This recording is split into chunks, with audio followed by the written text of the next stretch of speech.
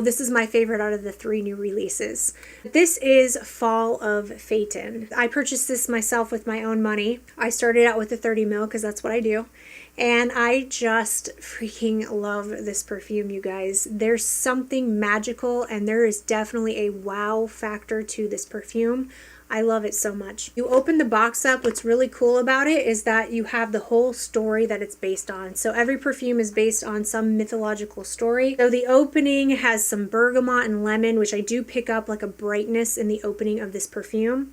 This is a fantastic contrasting perfume. There's brightness, and then there's some spiciness, there's cardamom, there's ginger, and then in the heart, you start to get some contrasting kind of darker notes. There's some labdanum in here.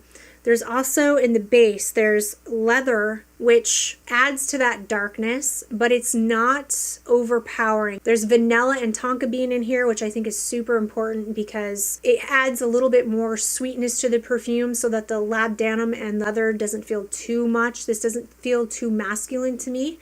This feels like straight down the middle. It is so good. It is unique. It is complex. I've never really smelled anything like this, and it is totally worth getting your nose on. The performance is amazing. This lasts all day. I get a gorgeous scent bubble around me. So this is by the House of Argos, Fall of Phaeton.